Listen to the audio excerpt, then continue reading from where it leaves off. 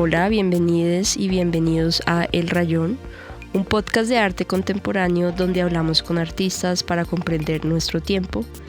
Este episodio fue grabado en plural el 22 de noviembre en Bogotá. Fue nuestro primer episodio en vivo y lo publicamos a continuación con algunas ediciones.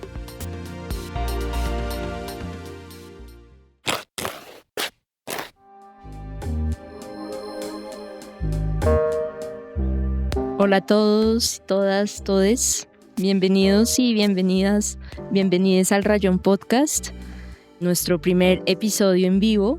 Estamos muy contentos de que Plural pueda ser anfitrión de nuestro primer podcast en vivo. Gracias a todos por venir en este día lluvioso, con mucho tráfico. Esta es el cierre de la 5ª temporada del Rayón Podcast, donde hablamos con varios artistas que han experimentado con la palabra, con el lenguaje, con el texto y lo han llevado a otras dimensiones. Invitamos justamente hoy a 2 artistas bogotanos que han moldeado el lenguaje de distintas formas, le han dado dimensiones políticas, poéticas, sonoras, performáticas y materiales. Estamos con Ana María Montenegro. Es artista, curadora bogotana. En su trabajo une el texto, la imagen, de múltiples maneras.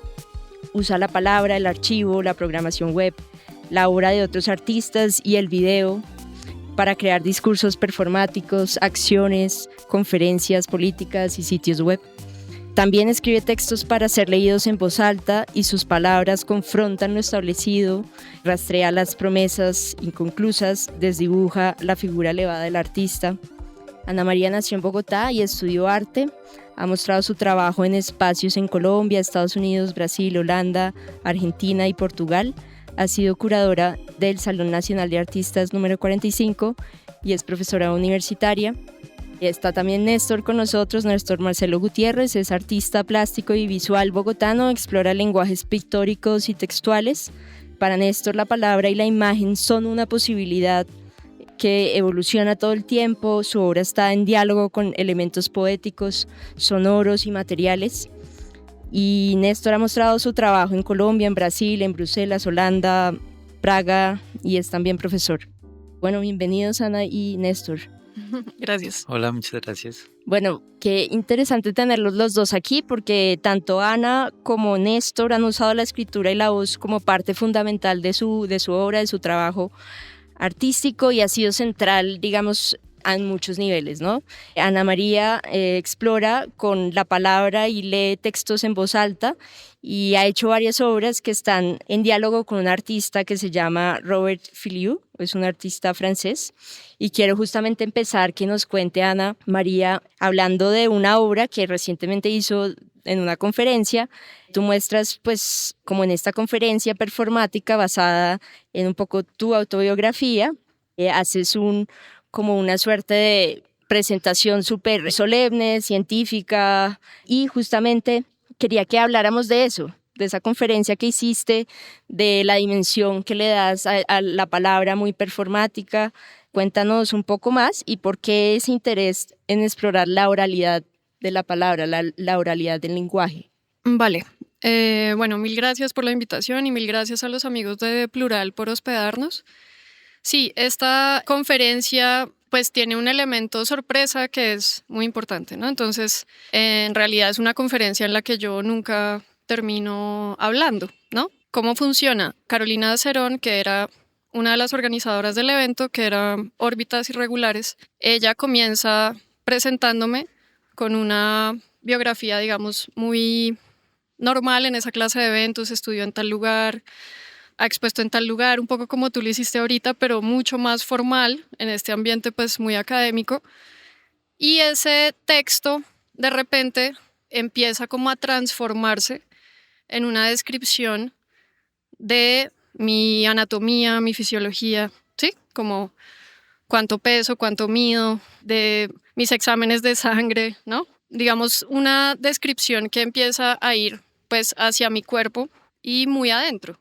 Y llega casi que a un nivel pues molecular, ¿no? Hay toda una reflexión como también de la desaparición del cuerpo.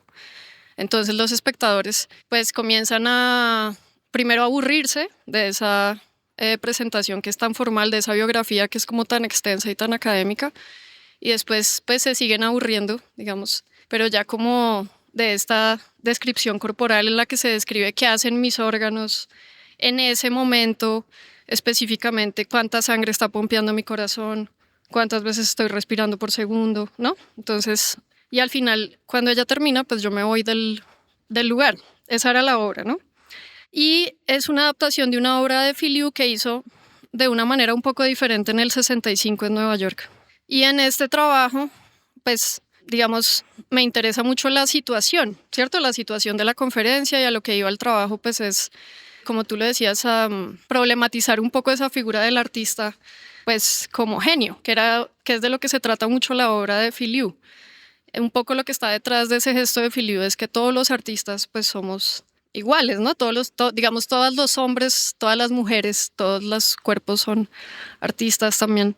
Y se burla de esa figura pues del artista, eso me parece muy interesante, pero pues hay una cosa que a mí me interesa mucho del texto y que en esta obra es muy patente, digamos, está muy presente, que es la transformación. O sea, es un texto donde la forma del texto se va transformando, ¿no? Esa descripción de una persona, pues lentamente se va tornando en una descripción anatómica, fisiológica, molecular, atómica, ¿no? Esos procesos de transformación a mí me interesan mucho. Y yo siento que eso viene de mi interés como primordial por lo que yo estudié arte, que es por el video. O sea, creo que, digamos, yo empecé a estudiar arte porque yo soy de esa generación como del videoclip, cuando era un género muy espectacular, digamos, un género estético también muy interesante, y a mí eso me interesaba muchísimo. Entonces yo estudié arte por eso, por hacer video, y eso me llevó pues a obsesionarme como con el movimiento y la transformación. Y yo creo que eso después se trasladó al texto, ¿no? Porque en el texto eso pasa de unas formas que a mí me interesan muchísimo, esa transformación. Sí, la transformación es justamente que del texto va a una dimensión muy performática, leer en voz alta, pero más allá de eso, como performar una acción, hacer un evento, un acontecimiento de ese texto, como, o sea, ¿qué es lo que te dio a ti Robert Filiu, este artista francés de la década de los 60, del movimiento Fluxus? ¿Qué marcó en ti él? Porque ya es la segunda vez que haces obras basadas en este artista. Entonces a mí sí me interesa, o sea, ¿qué marcó él en tu forma de aproximarse al texto y eso llevarlo a un performance?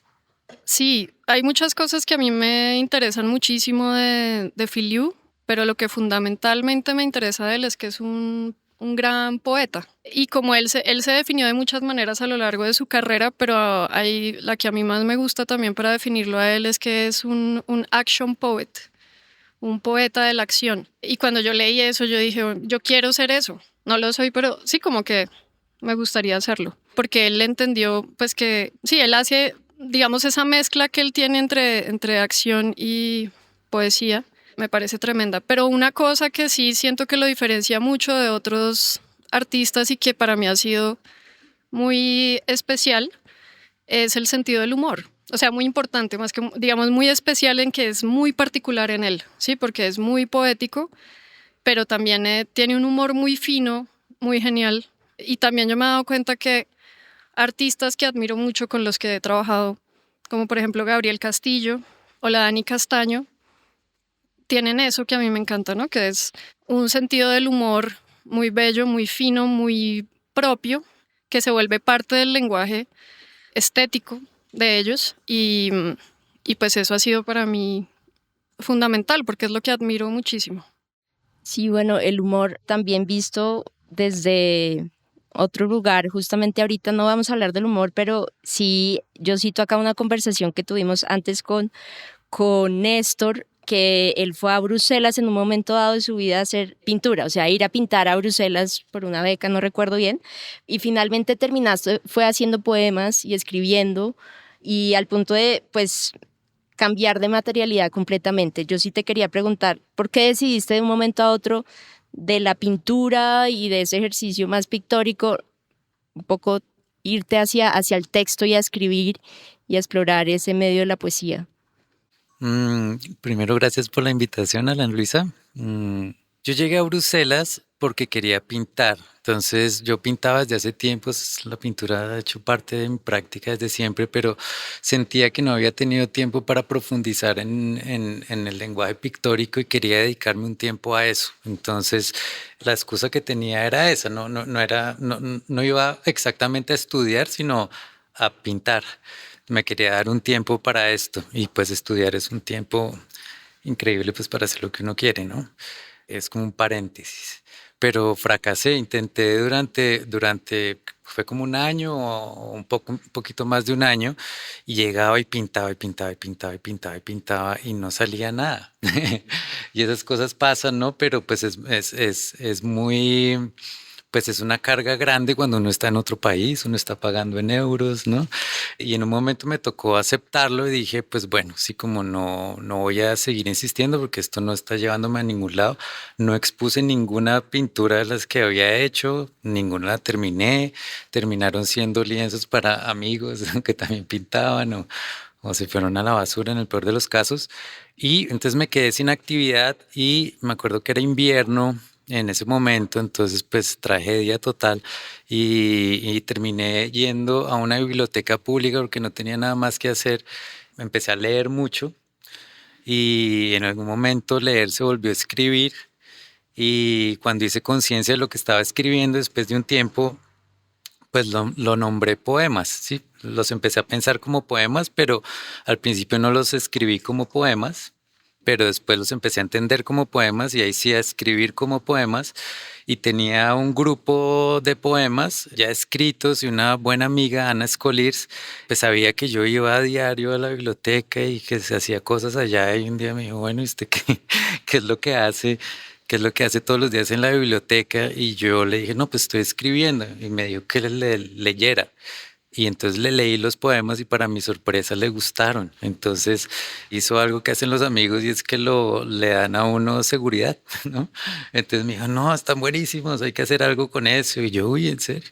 Y me convenció de usarlos. Me convenció de usarlos. Entonces, cambiar de la pintura a la escritura no fue una decisión consciente, sino fue algo incidental, pero en retrospectiva, como lo explicaría, es que fue la manera de volver a las imágenes también. No veo que sea un camino tan distinto, pues obviamente son lenguajes distintos, pero me llevó a un lugar muy similar y fue a reencontrarme con las imágenes. Lo que me había pasado con la pintura es que sentía que se me habían ido las imágenes, ya no las encontraba. Y escribir fue la manera de volver a encontrar las imágenes. Y en ese volver a encontrar las imágenes, esa poesía la llevaste a un performance, después la llevaste también a una escultura, o sea, como que tuvo varios formatos o varias instancias de llevar esa poesía más allá del texto. Y yo sí quería preguntarte, bueno, como todos esos niveles a los que exploraste y llevaste la poesía, cuéntanos un poco más de lo que fue ese resultado de explorar con la palabra y llevar más allá de esa publicación que sacaste de ese libro de poemas que hiciste inicialmente. Sí, entonces los poemas se volvieron mi repertorio, ¿no? Eran las imágenes que tenía.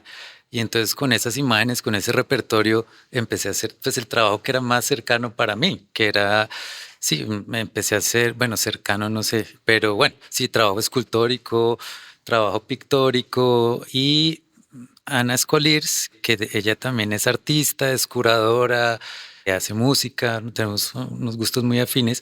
En ese tiempo estaba trabajando bastante como curadora y me convenció de que hiciéramos algo con los poemas en vivo. Y yo estaba en ese momento obsesionado con los bares de Bruselas que son súper específicos, sí, son unos lugares muy particulares, cada uno tiene su personalidad y a veces iba a escuchar poesía. Entonces yo dije, yo quiero hacer eso. Sí, yo quiero decir mis poemas en un espacio como este. Y ella me siguió la cuerda y yo le seguí la cuerda a ella. Entonces invitamos a una trompetista, a un cantante lírico y a una actriz. Y empezamos a trabajar los 5 juntos y terminamos haciendo una especie de cabaret en un bar que nos gustaba mucho, el Midpoint de Bruselas.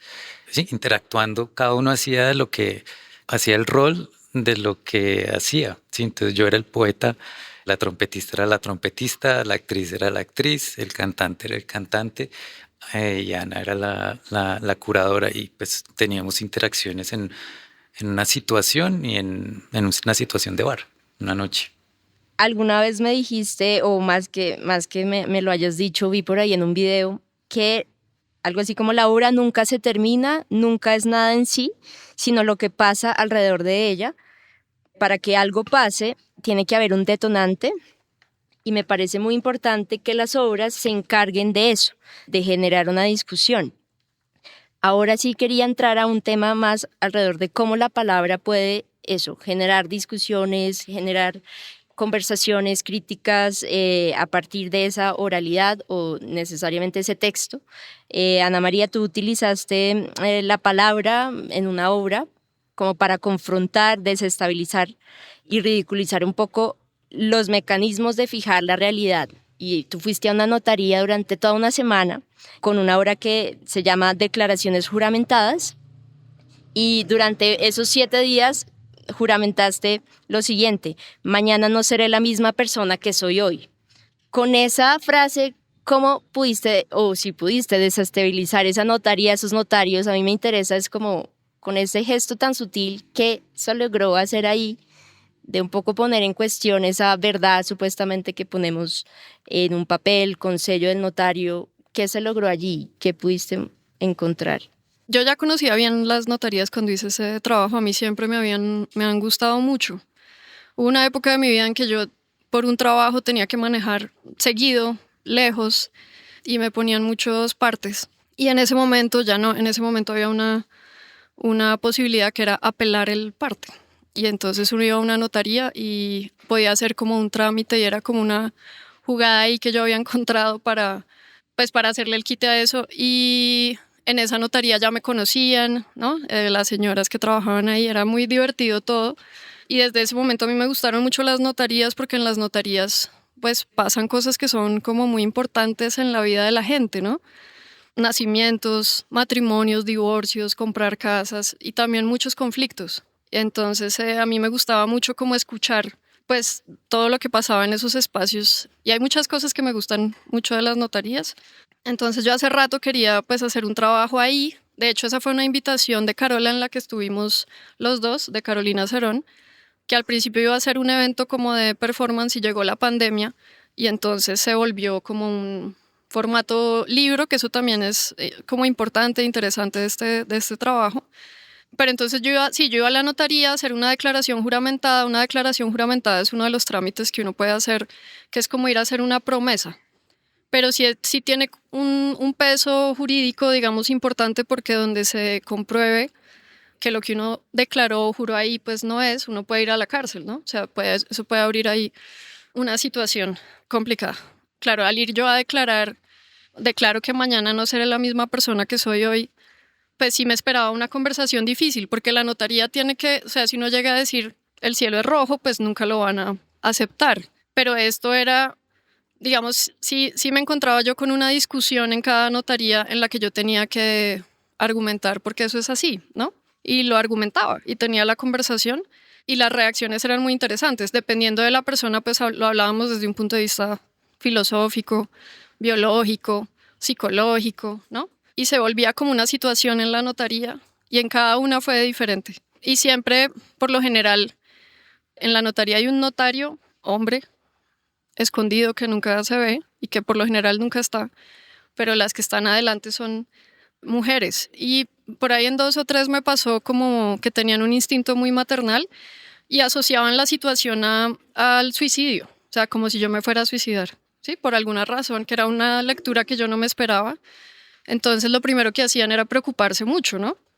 Y pues yo les explicaba que no, que para nada, que incluso todo lo contrario, ¿no? Que yo lo que estaba declarando es que tenemos el derecho a ser otros, ¿no? Y de nuevo aparece lo de la transformación, que es algo que en estas conversaciones que hemos tenido me he dado cuenta que está muy presente en estos trabajos con texto, porque eso era lo que a mí me interesaba, como que hay una idea que a mí me obsesiona, que es pensar pues que no tenemos, es decir, que realmente somos otras personas de cuando nacimos, ¿no? Es decir, yo pienso mucho en mí, Ana María niña, Ana María hace un mes, Ana María hace un año, ¿no? Y sí siento, es algo que siempre me ha inquietado mucho, ¿no?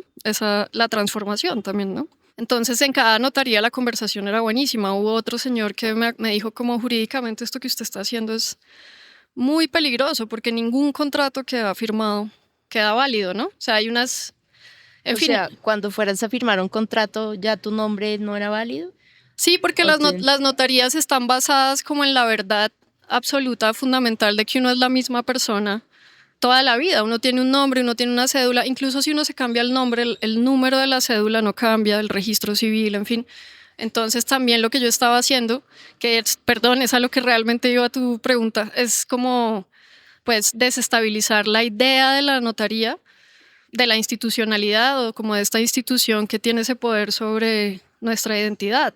Entonces, pues eso generaba algo muy interesante, pero sí creo que como que el performance era para la notaría. Yo nunca, digamos, me salía del papel, por decirlo así, ¿no? O sea, yo nunca decía, es que esto es una acción artística y tal. Digamos, pasara lo que pasara, siempre como que mantenía que era verdad, pues yo no estaba actuando tampoco, ¿no? Es algo que profundamente creo. Yo sí creo que no somos la misma persona el siguiente día. Entonces, era una instancia del trabajo, ¿no? Pero eso no está en el libro, esas conversaciones que yo tuve ahí no están en el libro. Yo sí las escribí, pero en el libro pues solo están las declaraciones, o sea, es el documento pues que me le entrega a uno la notaría, que al final siempre me la dieron, digamos, siempre logré que me lo hicieran. Es bien interesante de ese lugar de la palabra en las notarías. La palabra se vuelve performática en el sentido de que es una acción, se vuelve una acción legal, ¿no? De escribir que alguien está casado, ¿no? con un poder judicial es una acción. Entonces, ese lugar para la acción en la palabra es súper fundamental porque tiene consecuencias reales, ¿no? Y otra cosa que me acordé es que como no hubo exposición para esa curaduría, ahorita que Ana estaba contando, hicimos algo súper divertido pues los eventos sí, era como se hizo un lanzamiento del libro durante la pandemia y Ana nos pidió que pues usó esas conversaciones con las personas de la notaría como un guión. Y entonces yo fui funcionario de notaría, Ajá. estaba también Luisa Ungar, recuerdo, y tuvimos estas conversaciones donde esa situación se volvió de nuevo otra cosa en el lanzamiento del libro. En esas otras cosas y transformaciones hay otra obra de Néstor que me gusta pues personalmente mucho y me inquieta mucho, que se llama Dar la cara, un performance que presentaste en 2009 con Vladimir, que es músico Vladimir Giraldo, para la curaduría Instancias de justamente Ana María Montenegro en el Salón Nacional número 45. Yo quiero que leas un fragmento de este performance como para entrar como de lleno a ver un poco más, diseccionar un poco la obra, de dónde cogiste los archivos, qué fue lo que te motivó a crear este performance, esta conferencia, y bueno, te voy a pasar aquí brevemente el fragmento. ¿Cuál senador ni qué hijo de puta? ¿Cuál senador ni qué hijo de puta? ¿Cuál senador ni qué hijo de puta? Fue contra Lucas, mi perro. Él es el que está muerto. Eso decía Luis Antonio Molina mientras abrazaba el cadáver. Son los hechos. Las camionetas sin vidrios y los escoltas heridos, pura coincidencia. ¿Quién da la cara? ¿Quién responde por mi perro? Preguntaba, apretando el cadáver cada vez más. La densidad de un cadáver es difícil de explicar. Pesa diferente a lo vivo. Una vez arrastré un perro atropellado en la autopista norte. Sonaba la radio y de repente el carro adelante frenó en seco, dejando el cuerpo del perro atrás. El perro, aún vivo sobre el asfalto, agonizaba. «Venga, perro», le decía yo, «salga de ahí, venga». Este es como el inicio del performance. El performance está, el archivo creo que está caído del Salón Nacional, pero está en YouTube. Igual lo pueden ver después. Es muy impactante todo el texto que sale allí. Entonces, eso, mi pregunta es cómo fue el proceso de componer ese texto, como a la luz de que fuera hecho para música, o sea, también porque hubo música con Vladimir, entonces era un texto casi que partitura. Cuéntanos cómo fue eso. Ana me invitó y había si mal no recuerdo, ya había un espacio preestablecido que era una sala de la Cinemateca. En la cátedra performativa, como en el marco de ese evento del salón. Ujú. Ajá. Y la sala, pues era una sala muy teatral. Y en ese momento, a diferencia de los poemas, sí escribí el texto pensando en esa situación. Eso ya lo había hecho antes, pero no es algo que haga mucho. Entonces escribí el texto pensando en esa situación, pero también era porque me había pasado esa última parte que leí, que en un viaje, en un lugar que frecuentaba mucho cuando era niño, tramo entre Chocontá y Villapinzón, más o menos donde están estas antenas repetidoras gigantes, ¿no? Por ahí, sí, o sea, el carro de adelante atropelló a un perro y el perro salió así rodando y quedó justo en la mitad de la calle. Pues nosotros paramos en la autopista y pues veíamos, fue una imagen súper impactante porque eran los carros así, fiu, fiu, ¿no? Tratando de esquivar al perro y el perro todavía vivo, pero no se animaba a caminar, no se animaba, no podía, había quedado completamente destrozado. Y recuerdo que era una perra realmente, una perrita pitbull. Y en un momento me acerqué y la arrastré y la saqué de la autopista y se murió un ratico después, así como ahí, pero eso me impactó muchísimo y tenía eso en la cabeza y necesitaba escribir sobre eso y después empecé a relacionarlo con otras cosas, que es lo que hace referencia a la primera parte, que pues eso es un recuerdo anterior, eso fue, no sé, como en el 2005, creo que le hicieron un atentado a Vargas Lleras. Después de salir, estaba en una entrevista en Caracol Radio, que además eso es más o menos cerca de mi taller, y estaba saliendo por la noche y le hicieron un atentado con un carro bomba, pero no hubo muertos, no hubo víctimas humanas, la única muerte fue el perro.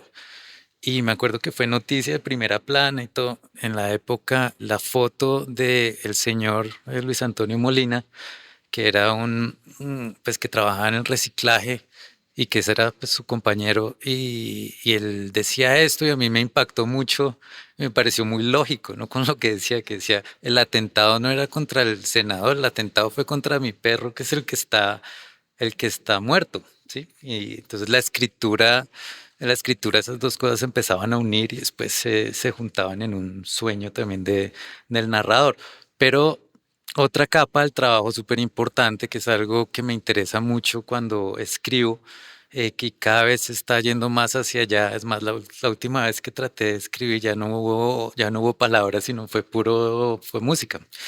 Que vengo trabajando con Vladimir Giraldo también hace años, que es un músico increíble, gran amigo, también con Marcia Cabrera, y hemos hecho cosas juntos, pero sobre todo pues Marcia más me ha enseñado cosas, ¿no? Porque ella trabaja pues desde la escena o de allá viene. Y con Vlad componemos, ¿sí? Pues Vlad es el músico, ¿no? Yo no, pero pues me sigue la cuerda.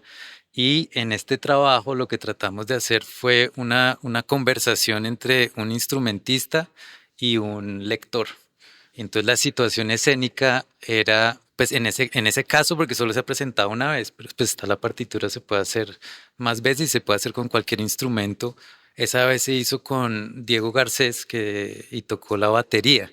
Entonces la situación era un baterista en escena y un lector en escena enfrentados, teniendo una especie de, De pues diálogo. algo así, sí, algo así.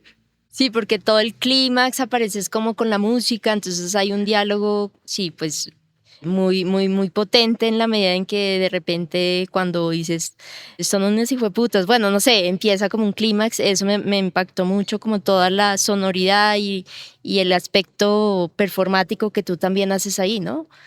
Sí, la dramaturgia fue a la inversa. Me acuerdo que eso fue una decisión que tomamos rápido con Vladimir, eso fue idea de Vladimir, que empieza, mientras la gente va entrando a la sala, solo está el baterista, el lector está acostado y el baterista está tocando sonidos súper dispersos, ¿no? Que al principio son como ruiditos, como... Y se va, sí, se va juntando, se va juntando, se va juntando, se va juntando, se va juntando, hasta que termina en un solo súper exagerado y físico, ¿m? Donde el baterista llega como a su límite físico, ¿no? Me acuerdo que esa era la pauta, yo era el lector en esa ocasión, entonces yo me paraba cuando oía que Diego ya no podía más, así como que ya estaba súper cansado, llegaba a ese límite. Y entonces, pues normalmente, pues eso era un clímax, ¿no? Pero era el clímax empezando, ¿no? Era Sí, el clímax empezando. empezando. Entonces me acuerdo que eso fue una decisión que tomamos al principio. Tú dijiste, fuiste a la Luis Ángel Arango a buscar varias veces cuántas veces había aparecido esta noticia en primera plana sobre la muerte del perro y el señor abrazando a su perro y cómo eso lo adaptaste finalmente a un texto. Cómo fue como también entender el archivo como un material. Sí, la idea del archivo yo creo que fue más para recordar bien qué era lo que había pasado. Sí, yo fui a la Biblioteca Nacional pues me rodeé de todos los artículos de prensa y me sorprendió mucho que salió mucho material sobre ese tema. Yo solo recordaba la entrevista al señor, que era, pues, ¿qué fue eso? ¿Cuál senador ni qué fue puta? Eso fue contra mi perro. Sí, eso era lo que yo recordaba. Entonces fue como para enfatizar, pues, ese hecho y para volver a traer las palabras del señor. Ana María, también el archivo ha estado atravesado mucho en tu obra, justamente a partir del año 2018 que empezaron a como aumentar el asesinato de líderes sociales en Colombia. Tú empezaste a rastrear notas de prensa o periódicos sobre estos asesinatos y cómo los medios empezaron a reportar sobre esos crímenes y cómo lo hacían de forma más recurrente, ¿no? Entonces hay una obra tuya que se llama Paradoja del Cuervo, que presentaste en Espacio de Odeón y conjugaste como ese archivo, tu texto y pues también un aspecto musical de una banda de unos niños, de una banda de un colegio que interrumpe ese texto que tú dices mientras estás allí en Odeón. Pues nada, quiero que leamos un fragmento de esa parte de la paradoja del cuervo como para traerlo aquí a colación, de pronto los que no lo vieron puedan entender un poco más y podamos entrar ya más de lleno a hablar sobre eso.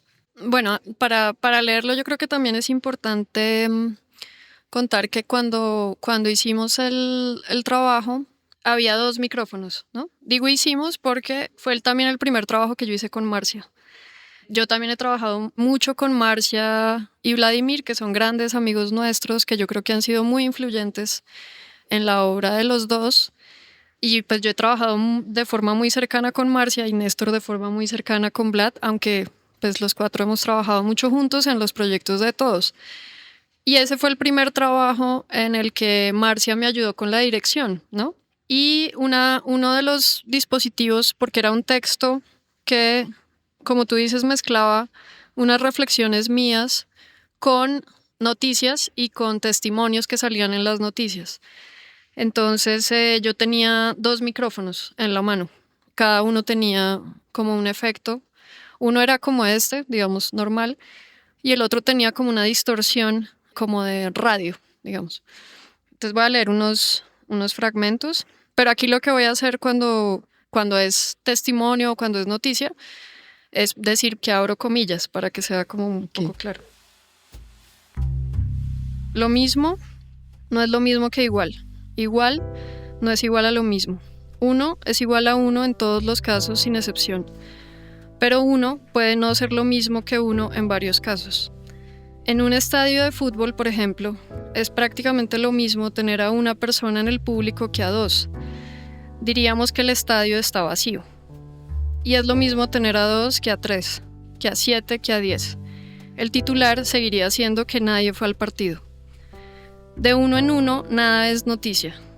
En realidad, la cifra comenzó a ser noticia cuando ascendió de 13 a 28, pero solo porque era un 30% más que la cifra del año anterior para esa misma fecha, y porque la cifra del año anterior era el doble del promedio de los últimos 20 años. Y decir que comenzó a ser noticia es mucho decir. Abro comillas. No tenemos un vocero oficial que responda por estos casos, y nosotros no podemos dar a conocer nuestros nombres, ni mucho menos la cara, aunque todo el mundo nos conoce aquí en la zona. Estamos viviendo como en 1997. Nadie ve, nadie cree. Da miedo decirlo, pero estamos solos. Cierro comillas. A ciencia cierta, nadie sabe desde cuándo los están contando, ni quiénes los están contando, ni cuáles cuentan y cuáles no. Y nadie sabe dónde están, ni a dónde han ido los que aún están. Abro comillas. Así era antes también. Mataban en un lado y en otro. En cada departamento es solo uno. Mañana no se sabe si de pronto será otro. Ya hay personas que se desplazaron. Pero si usted coge el conjunto, se da cuenta que esto obedece a un plan nacional, que lo vemos como un plan nacional contra gente como nosotros, porque los muertos tienen ciertas características. Cierro comillas. Si lo que dos cosas tienen en común es que son las únicas de su tipo, ¿podemos decir que tienen algo en común? Dijiste al principio los archivos, los testimonios, pero tú haces un performance ahí y tú en algún momento hablamos que esa obra marcó mucho en la forma en que tú te aproximabas al performance y fue la primera vez que hiciste como ahí un clic de pensar digamos, el texto para el performance y empezarlo a tomar de forma diferente. Entonces en eso quiero detenerme, como ¿qué fue lo que cambió en ti, en la manera de hacer a partir de esa obra? Que es además muy política también, y que ahorita te voy a hacer otra pregunta respecto de eso, de esa dimensión política, pero por ahora era eso. Es que esta obra empezó cuando yo no estaba viviendo en Colombia, ¿no? Y es de un momento muy específico. Yo creo que está hecha, pues, como desde ese punto de vista de alguien que lee noticias sintiendo mucha impotencia, ¿no? Entonces yo leía y leía estas noticias. Era un momento en el que en realidad yo empecé como a guardar estas noticias después de la firma del Acuerdo de Paz en el 2016. Para mí vivir fuera del país fue muy importante porque me permitió empezar a hacer obras sobre lo que pasaba en el país, como empezar a encontrar una forma de hacer eso, aunque me conflictuaba mucho y todavía me conflictúa muchísimo. O sea, sé que es un problema, digamos, ese lugar de enunciación, pero, digamos, yo empecé como a coleccionar estos textos con una gran angustia. En ese momento, pues nosotros hoy decimos líder social y todos tenemos muy claro qué es, pero en ese momento fue justo cuando se empezó como a definir. O sea, antes de eso se trata la obra, digamos, antes de que comenzaran a matarlos, nosotros no hablábamos de líderes sociales, ¿sí? En el 2003, digamos, no era tan común. Ese fue como el término que se empezó a dar, pues a medida que todo se volvió muy sistemático. Siempre ha pasado en Colombia, siempre ha pasado, pero se recrudeció de esta manera tan sistemática después de la firma del Acuerdo de Paz. Eso tiene muchas razones. En fin, no las podemos, pero pues yo lo he investigado harto. Y entonces, como que yo, desde ese lugar del análisis, ¿no? Porque yo leía estas noticias, se decían cosas como que estos no eran unas cosas, que no era sistemático, que eran líos de faldas, ¿no? O sea, había mucha gente que negaba la situación y había mucha gente que la estaba denunciando y diciendo pilas porque esto. Y entonces yo desde estando tan lejos, a mí esto me generaba como angustia y yo empezaba a hacerme esa pregunta, ¿no? Como, ¿a cuántos tienen que matar para que pues sea algo que se toma en serio? Entonces, digamos, cuando yo vuelvo a Colombia, no sé, pues volví como más tranquila con esa posibilidad desde ese análisis de poder hacer obra sobre estos temas y empecé a pensar cómo, o sea, hay un momento que creo que a los dos nos ha pasado en que los textos piden ser leídos en voz alta y piden como que uno les ponga el cuerpo, ¿no? Y en eso nos han ayudado mucho Marcia y Vlad, a los dos. Entonces yo le dije a Marcia, quiero hacer esto. Y yo tenía también una idea, como una intuición con ese texto que había escrito, que es es un texto que he usado en varias obras, que también tiene dentro de su estructura una transformación, ¿no? Que es muerte, muerte al estado de apatía, muerte al estado de apatía del Estado ante la muerte. De hecho, la primera vez que ese texto se expuso fue aquí en Plural, en una pantalla de LEDs. Apenas volví. Bueno, estamos haciendo Sí. el homenaje a ese texto aquí con una curaduría de Juan Fernando y de Ana Karina Moreno, en la que estaba Matilde, que está exponiendo aquí hoy también. Y yo sentía que ese texto tenía que volverse como una arenga, como una canción de punk, digamos, era lo que yo le decía a Vlad.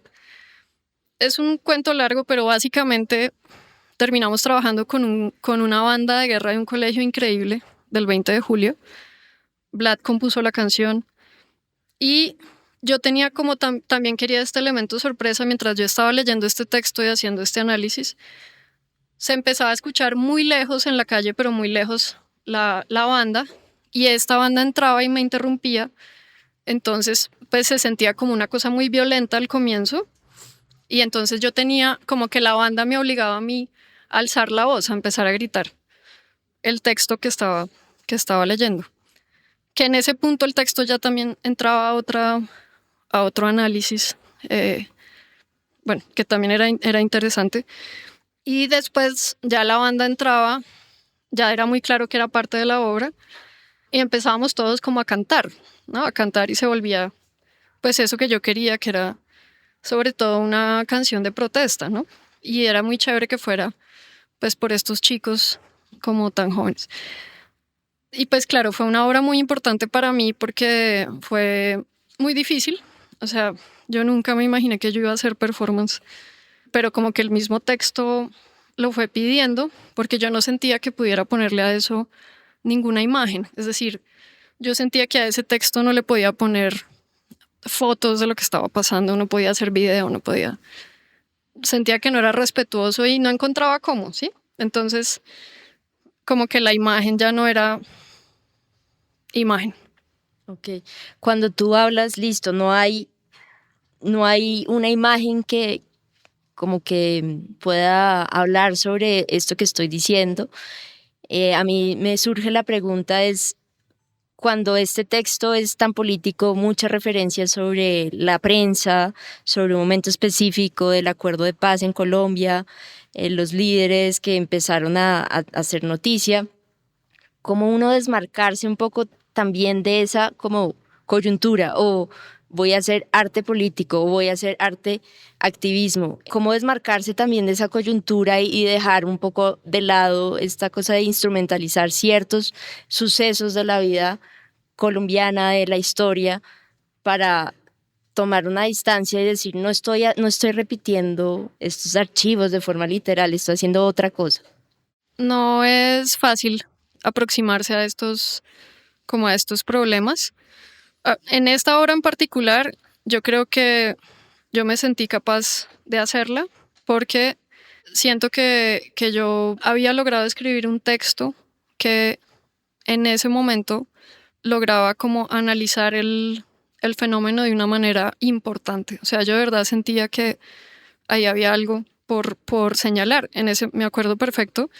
En ese momento el conteo iba en 282. Imagínense lo que va ahora, ¿no? Que hablamos de miles. O sea, y yo sentía pues que era importante decirlo en el contexto que fuera, no solo en el arte.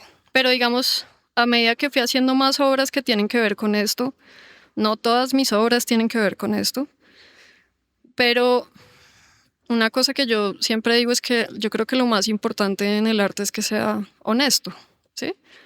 Yo creo que todos los artistas tenemos que defender el derecho de todos los artistas de hacer obras sobre lo que quieran y sobre lo que realmente, honestamente, los obsesiona, sin importar lo que sea. No creo que todo el mundo tenga que hacer obra, pues que necesariamente tiene que ver con algún tema de estos, en fin. Entonces, pues siento, y estos problemas cuando yo los he tratado, pues son problemas que a mí honestamente realmente me interesan y yo siento que uno no tiene cómo escaparse de eso. O sea, como artista uno no puede decidir. O sea, uno sí puede decidir muchas cosas, pero creo que hasta cierto punto uno no tiene mucho poder sobre sus obsesiones, ¿sí? Ya qué hacer con ellas, pues claro, es otra cosa. Pero, y otra cosa, por ejemplo, que yo le digo siempre a mis estudiantes es que también hay que evitar ese problema. Si genuinamente les interesa, no hay que solucionar nada, ¿no? Pero evitar ese problema y conversar con él también es importante porque creo que si no, pues también es muy cómodo. Cuando mis estudiantes me preguntan, pues, cómo hacer obra, digamos, en clases particulares, ¿no? Cómo hacer obra con personas que no son como ellos, ¿sí? Dentro de esta discusión. Pues yo también siempre les digo, pero es que sería muy aburrido uno hacer cosas solo sobre gente como uno. O sea, yo nunca haría una película sobre mi vida, ¿sí? Porque no me parece interesante. Entonces esas conversaciones difíciles y esos lugares difíciles, yo creo que hay que evitarlos, también sabiendo que uno se equivoca, ¿no? Yo me he equivocado en ciertas situaciones también.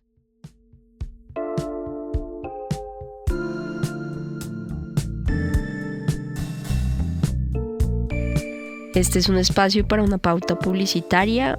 Hoy queremos hablar de Arbo Salas, una iniciativa del Programa de Artes de la Cámara de Comercio de Bogotá que impulsa el talento emergente de artes plásticas y visuales a través de exposiciones curadas en su sala de Chapinero, calle 67, número 832, piso 1 y más allá. Ha expandido sus proyectos a diferentes localidades y sectores de la ciudad con acceso gratuito de lunes a sábado. Arbo Salas además no solo invita a disfrutar del arte emergente, sino que también apuesta por habitar nuevamente los espacios de intercambio cultural en Bogotá. Conoce toda la programación completa en arbo.co.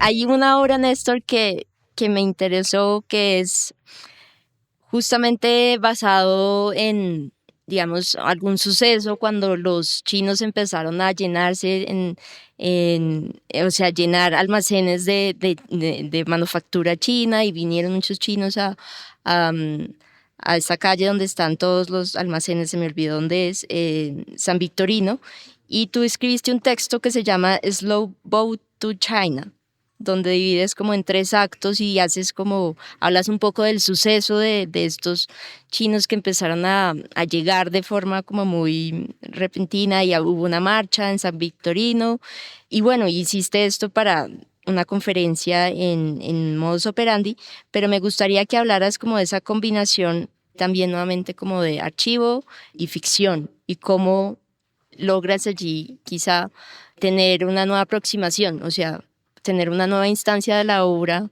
en términos de texto y performance. No había caído en cuenta que Modus Operandi y Carolina Cerón habían sido tan importantes en este tipo de trabajos, pero lo fue. Sí, esa invitación también fue de Carolina Cerón y de María Angélica Madero en un Modus Operandi, y creo que fue una de las primeras veces que escribí para una situación, y la invitación a ese Modus Operandi era pensarse la incertidumbre, arte e incertidumbre. Y en el momento lo que a mí me resonó, yo estaba yendo mucho a San Victorino por esos días, que es un lugar que para mí es increíble, sigue siendo increíble, y sigo yendo a buscar cosas y a caminar por ahí. Y en algún momento pensé que esa relación que había creado la globalización, de poder estar cerca de objetos que venían de tan lejos y sobre todo de lugares tan desconocidos, ¿no? Con los cuales, pues, por lo menos en la vida diaria, yo no sentía ninguna conexión en absoluto, ni siquiera tenía casi imágenes en mi cabeza de ese lugar de donde venían. Y un día me puse a ver así como alrededor de la casa y esto es chino, esto es chino, esto es chino, esto es chino. Entonces empecé a pensar, y creo que eso no es poco común en el paisaje colombiano. Entonces empecé a pensar la incertidumbre a partir de esa relación de un lugar tan lejano que al mismo tiempo materialmente estaba muy cercano, culturalmente estaba lejísimos, pero materialmente estaba muy cerca. Y bueno, también, sí, por esas obsesiones de las que habla Ana, yo me obsesioné un poco antes con un muñeco que encontré en San Victorino y después lo empecé a buscar y en todas las partes que lo veía lo compraba. Y era un muñequito de cuerda, un bebé de este tamaño. Pues tenía cuerpo de bebé, cara de adulto con un bigotico todo chistoso, así como de samurái. Y vestía, tenía un pañal camuflado y un casco. Entonces era un muñeco, pues empecé a pensar en ese objeto, sí, como a preguntarle cosas al objeto y de ahí surgió ese texto y a recordar también cuál había sido, sí, durante mi vida que conscientemente cómo era mi relación con ese país y con la historia de ese país y recordé que estudié y tuve un amigo que venía de Taiwán y que en ese momento pues era un niño muy diferente al resto. Y era muy amigo mío y recuerdo que nuestra relación era muy silente, era a través de los gestos.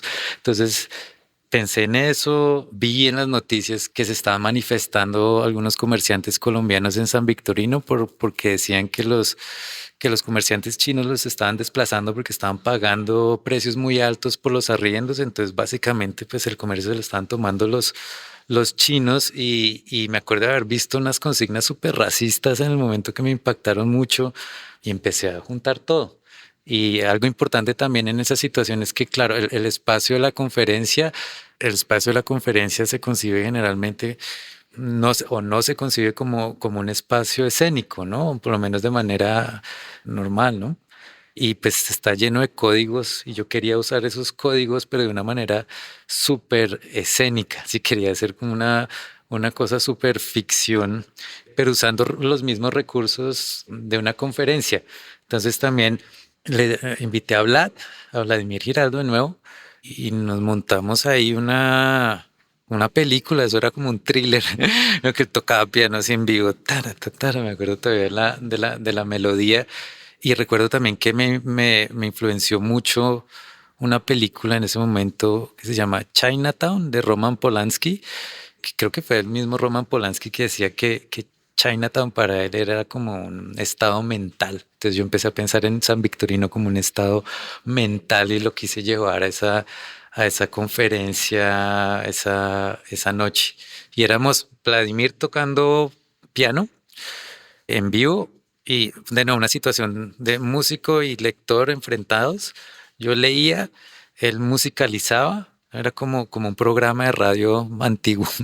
Él musicalizaba en vivo y también por ahí se metió una pista de rap y había videos y había, sí, otras cosas. Pero entonces esa es la manera como se empezaron a mezclar la ficción y el archivo y pues a raíz de esta pregunta y de esta invitación y de este lugar, ¿no? Que de nuevo creo que eso es importante, que creo que eso también nos acerca con Ana, ese interés, digamos, es extraño pensarse la performatividad a través de la palabra y de la escritura, ¿no? Porque generalmente se entiende más es con un cuerpo que es más activo que el cuerpo de un lector. A mí personalmente no me interesa tanto la lectura en sí, sino que no tengo tan buena memoria para no leer y nunca tengo plata para pagarle a un actor profesional, ¿no? Para que eso pueda pasar, pero me interesa más es que sea algo presente, ¿no? Presente, actual, que esté pasando ahí, que la escritura de alguna manera se vuelva presente y eso es muy rico pues inclusive en una situación de lectura cotidiana, ¿no? Ahorita estoy en un grupo de lectura con un grupo de amigos que por aquí hay un par presentes. Hacemos un grupo de lectura algunos domingos y se siente muy distinto, ¿no? Estar presentes y leer en voz alta y en compañía, ¿no? Que eso también es un acto, ¿no? Un acto muy potente, ¿no? Sí.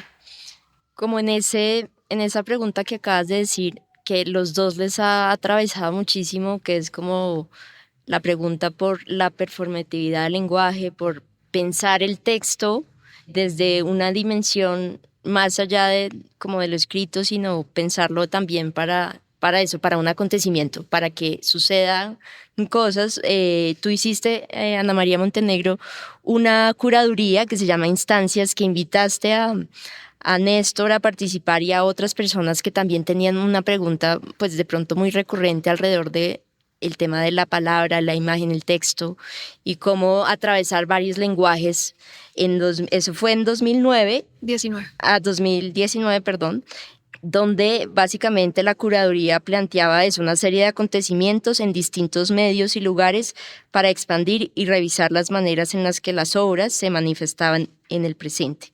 Entonces, a mí me interesa, primero pues porque están ustedes dos acá y hicieron parte, tú hiciste la curaduría y Néstor hizo parte de la curaduría, hizo parte como de este grupo de artistas, pero tú como con ese rol de artista y volviendo también curadora en ese salón, ¿qué aportó la mirada de todos esos artistas que tú seleccionaste, que tú curaste, para aproximarte también al tema de la imagen, la palabra, el performance en el arte?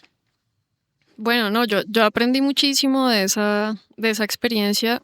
Aprendí a no excederme, por ejemplo, porque era mi primera curaduría, en realidad, ¿no? Mi primera curaduría en serio. O sea, yo había hecho unos experimentos curatoriales, pero eran como unos chistes, digamos, o pues unos trabajos que iban por otro lado, aprovechando el formato de la curaduría, pero no, nunca había hecho esto.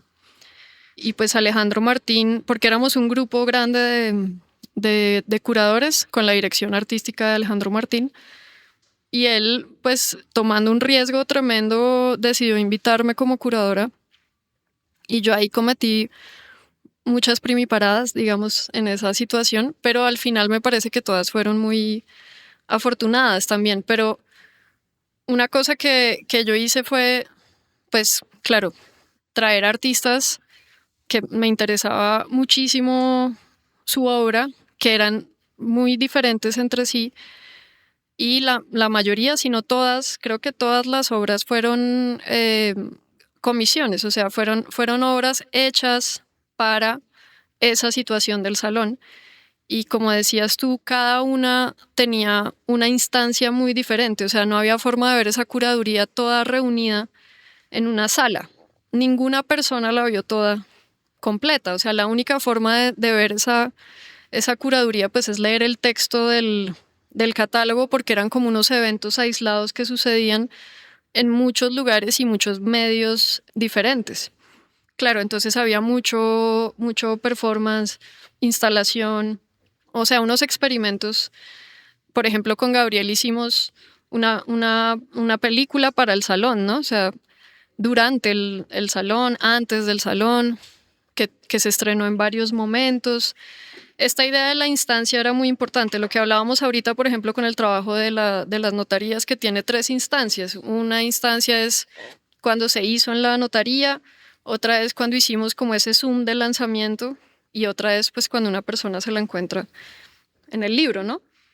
Lo mismo, esa era como esa idea, pero en el salón. Cada artista tenía una situación. Era como una curaduría que era como, no, ni siquiera de sitio específico, sino como de situación específica. Entonces, pues eso fue una colaboración muy cercana con todos. Y claro, a mí me dejó muy atravesada esa experiencia. Lo más importante que me llevo de esa situación, pues es unas amistades, unas relaciones muy profundas, unas amistades que ya estaban, otras nuevas que surgieron, unas relaciones nuevas que surgieron, que afectaron pues totalmente. Yo siento que cuando uno conoce amigos artistas, ¿no? Esta situación que tenemos muchos de conocernos a través del arte, es lo que yo más agradezco del arte, ¿no? Lo que más agradezco del arte.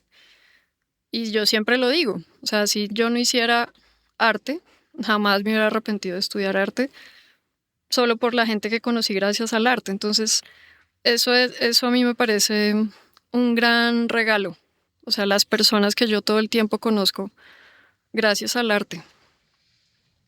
Y bueno, tú invitaste a Néstor a ser parte de instancias y tú, Néstor, hiciste como una instalación en un almacén de luces LED donde pusiste como estos poemas que tú escribiste allá en Bruselas, los llevaste eventualmente también a que estuvieran en este almacén de luces LED. Hablemos de como de esa instancia del poema en este lugar tan fascinante que es este almacén de luces LED y cómo fue intervenir este espacio, sobre todo popular, y llegar allí con una serie de poemas, proyectarlas allí en las luces. Bueno, Ana me invitó y creo que desde que me invitó ya sabíamos que iba a ser allá.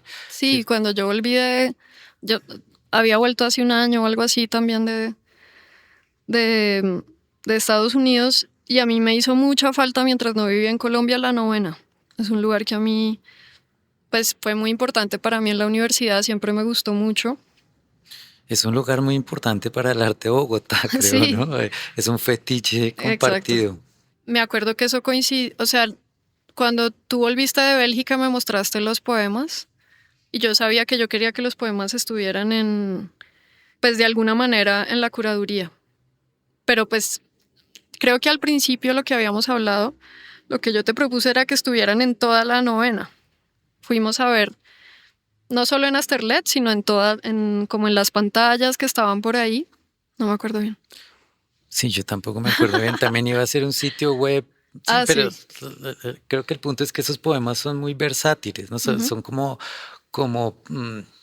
como actores y actrices, ¿no? Que interpretan, ¿no? Bueno, así los he empezado a ver yo. Para mí son un repertorio que tengo ahí y cuando lo que me interesa, pues claro, me interesa escribirlos, eso es un momento, ¿no? Y creo que pues cuando los escribo, estoy pensando en términos de escritura, en términos de lenguaje escrito, pueden vivir bien, creo, en una página impresa, pero también los pienso de manera performática y para mí esto quiere decir eso, como que adquieren un contexto o se ponen a prueba en un contexto y ya han tenido diferentes contextos, a veces casi que los mismos poemas, pues porque no escribo tan rápido y en esta ocasión pues llegaron a ese lugar, fue muy fácil, me acuerdo que la gestión fue muy fácil, lo convencimos de manera muy sencilla a los dueños del local, después pues fue un camello porque la Yo los tienda, conocía ya porque les compraba pantallas. Les había comprado la pantalla que estaba aquí y otra. Entonces había ya como una relación. Pero sí fue muy loco que aceptaron sí, de una. inmediatamente. Yo creo que también fue por esto que era muy interesante de la obra. Es que si alguien compraba la pantalla se llevaba el poema, ¿no? Era como Sí, la idea. Y les el dijimos poema eso. re Todavía caro. quedan pantallas. En la conversación inicial que tuvimos, yo me acuerdo decirles de pronto los poemas hacen que vendan más y pues claro, también les Pero no, no garantizamos, pasó, no pasó. Y, pero pero sí llevamos gente y no, mucha fue gente conoció el increíble. lugar y lo pusimos como una de las sedes del salón, sí, estaba como en los mapas, estaba por ahí y eso siento que sí les sirvió mucho. A- a- Hasta ahora ha sido la inauguración más linda que he tenido y la menos esperada. Me acuerdo que fue una noche como hoy. La invitación era a las 5:30, así como al atardecer, que hay una luz divina en Bogotá, ¿no? Una tarde como hoy que estaba lloviendo en el centro, tal. Yo dije, no, pues no va a llegar nadie. Y yo, y yo que soy mucho de las imágenes, me había pensado, bueno, ¿qué ofrezco acá? Sí, y con toda esa cantidad de luces, me pareció muy oportuno que la bebida fuera rosada en copas transparentes. Entonces estaba ahí preparado con mi rosé, ¿no? con mis copas y todo. Dije, no, pues voy a quedar aquí, solo van a venir un par de amigos y de repente eso se empezó a llenar, se empezó a llenar y era gente hacia adentro y afuera y yo tenía planeado es que leer, cuál leer ni que nada, era estar ahí. Fue un momento muy, muy, muy especial y por ahí hay un bar también que es muy chévere, que se llama El Mercantil. Y terminamos después en ese bar. Entonces fue una situación de lectura de poesía pues interesante o de antilectura, ¿no? Porque al final se volvió una imagen, que para mí siempre ha sido una dicotomía porque a veces va en contra de la misma lectura del contenido de los poemas, ese ponerlos en situación, ¿no? Pero creo que siempre algo recurrente es que la situación es una situación más o menos popular. Parece que la voz narrativa es una voz como que tiene que estar por ahí, ¿no? Como por ahí en la calle. Y eso, pues lo que decía ahorita Ana, me divertía mucho el hecho de que uno de estos poemas pudiera estar por lo menos un ratico en un negocio, ¿no? Mientras lo cambiaban y pudiera evitar ese espacio, o que alguien fuera a comprar un de estos avisos de LED y leyera un poema y le llegara de esta manera y no buscándolo en un libro. Creo que eso es fundamental. La situación de montaje era muy, muy linda también. Yo estaba pues en este trajín porque todas las obras sucedían como de esta forma, ¿no? En muchos lugares diferentes, con procesos así.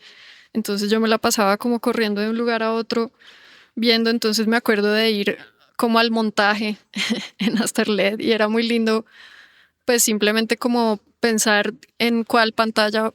Para quienes no conocen el lugar, es un local chiquito en la Novena que tiene muchas pantallas de LEDs Está forrado, que se está están completamente moviendo forrado con en diferentes pantalla. colores, diferentes velocidades. Entonces era muy genial ver a Néstor pasar ahí mucho tiempo decidiendo en qué pantalla iba qué poema, con qué velocidad, ¿no? Mientras la tienda estaba funcionando, Sí, era yo ahí con una escalera, aprendí también a sí. programarlos. Sí, que en ese momento no era tan fácil, entonces teníamos que tener toda una situación de montaje que era divertidísima.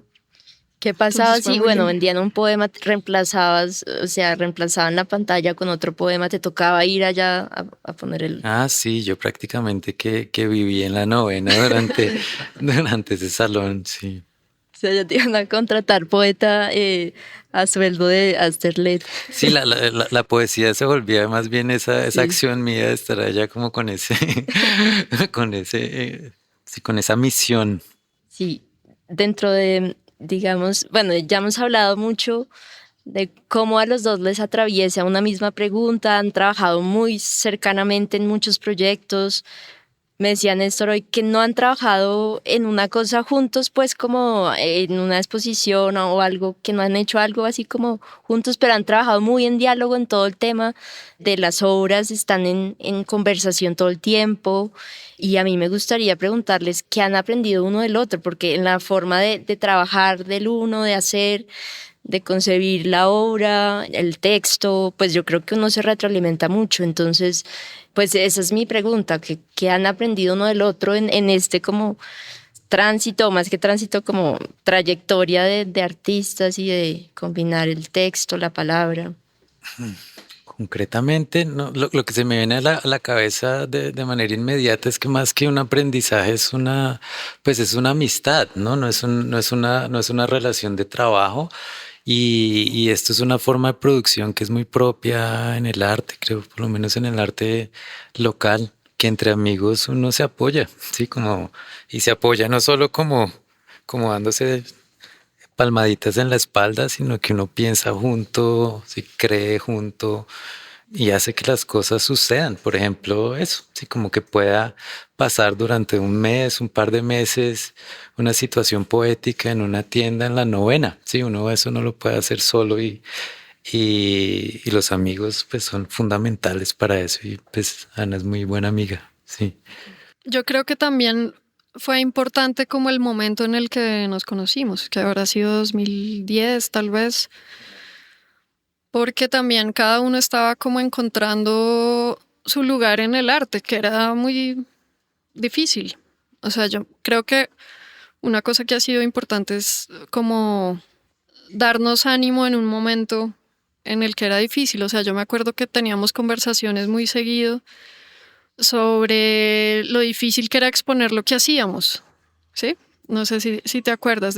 Por ejemplo, una queja mía recurrente es que, claro, el trabajo que yo hago pues no son objetos, no sé, pues sí, cosas que son fáciles de circular, de vender, de que estén en un ambiente de galería. Por ejemplo, yo me quejaba de eso. Era difícil en un momento exponer y yo me acuerdo que Néstor me animaba mucho, ¿no? Como a creer mucho en lo que yo hacía. Yo me acuerdo que una queja también, Néstor me decía, no, es al contrario. O sea, siento que ahorita el arte contemporáneo está como más, es más fácil, digamos, hacer cosas que tienen que ver con medios que hacer pintura. Y yo le decía, no, no, como que teníamos esa discusión. Pero esa discusión lo que tenía detrás era pues un apoyo muy importante, pues cuando estábamos comenzando que era difícil, ¿no? Era difícil como conciliar pues todo lo que teníamos que hacer para pues sobrevivir, ¿no? El trabajo, en fin. Y de todas maneras insistir en hacer obra y no desistir de eso. Y creo que otra cosa que también fue importante es que yo creo que en ese momento también nos ayudamos a como a aprender a hablar de cosas que son difíciles, como a poder hablar de la obra de cada uno. Era muy difícil. O sea, yo me acuerdo que en ese momento a mí me costaba articular porque lo estaba descubriendo, ¿no? Lo que me gustaba. Y pues esa conversación nos ayudábamos en esa conversación. En este momento, Néstor, estás haciendo una residencia al Relámpago. Estás haciendo carteles o para postes y con poemas en esos carteles, que es una nueva instancia de esos poemas que escribió en Bruselas. Entonces, es increíble cómo la obra, como ese dice, tengo un repertorio y ese repertorio como que evoluciona y está transformándose hasta que llega a muchos niveles. Entonces, hablemos de ese trabajo. ¿Hasta qué punto puede seguir evolucionando y habitar otras dimensiones y otras instancias? Hay un momento en donde uno dice, bueno, esta obra ya.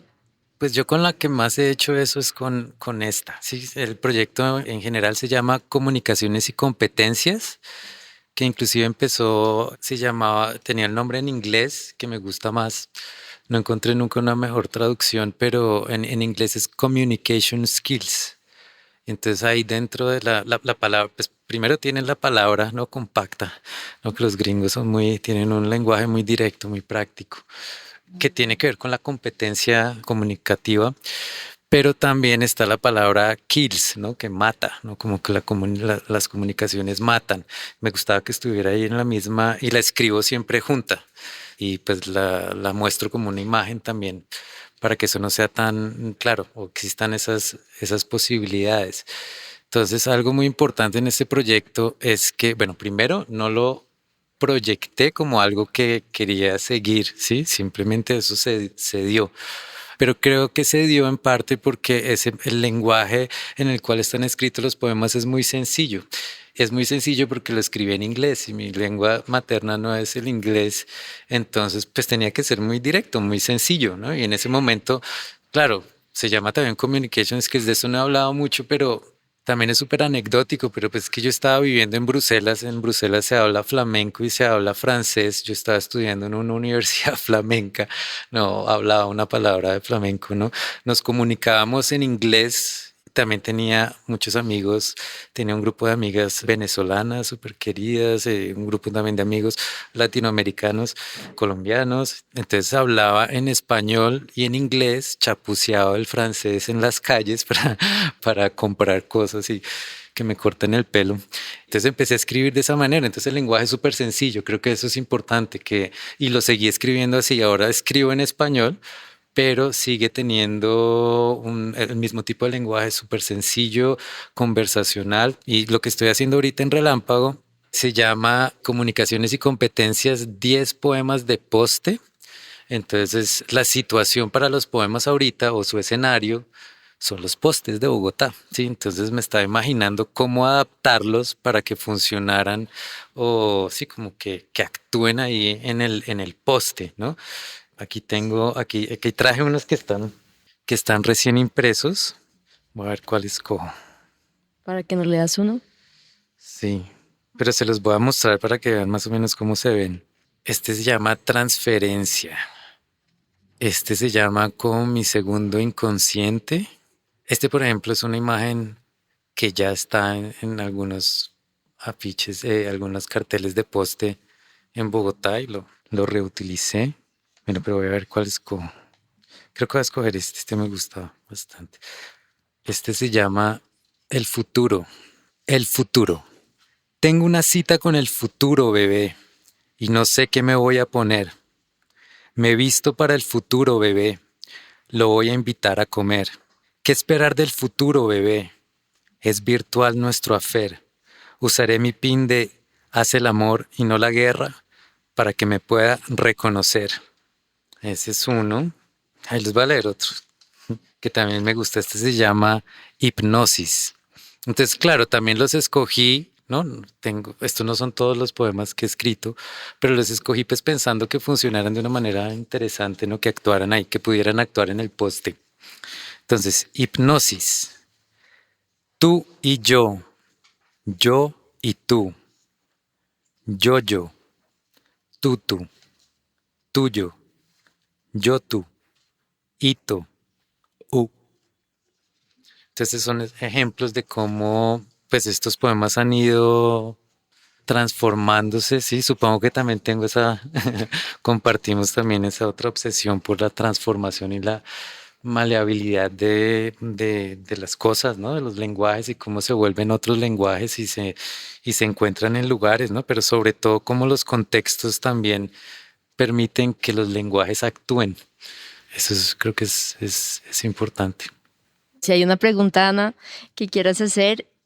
Yo creo que una cosa que estaba como pensando es que, claro, mencionamos a Marcia y a Vlad, que han sido muy, muy importantes. Yo creo que para la práctica de los dos, y pues mientras pensaba como que preguntar, hacía como un recorrido por todos estos años de amistad y pues pensaba en muchos amigos que tenemos en común que yo creo que han sido muy importantes para los dos, ¿no? Entonces tal vez eso, ¿no? Mencionar como algunos, o sea, siento que esto de los amigos, que también siento que siempre lo hemos hablado, ¿no? Como entender esas amistades, uno nunca entiende bien o no se conoce muy bien cómo los amigos artistas influyen tanto en las obras de cada uno, ¿no?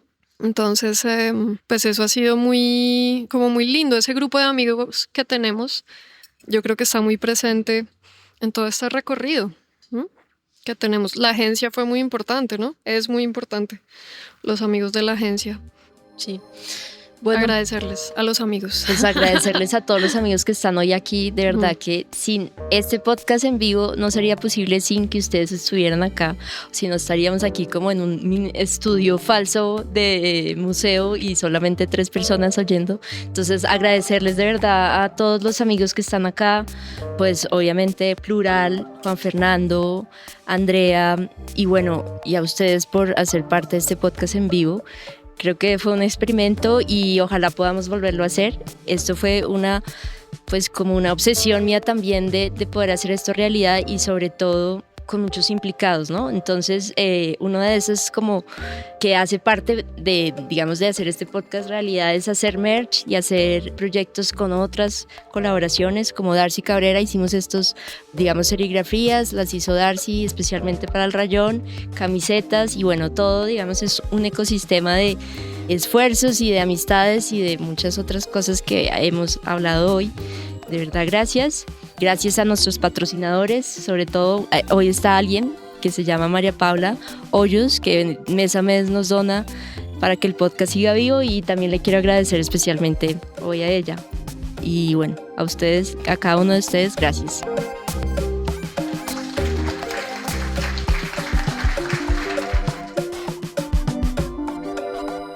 Queremos hacer una mención especial a Aleteo, un espacio de creación de arte, comunidad, pensamiento en Bogotá, en el que confluyen disciplinas y sensibilidades.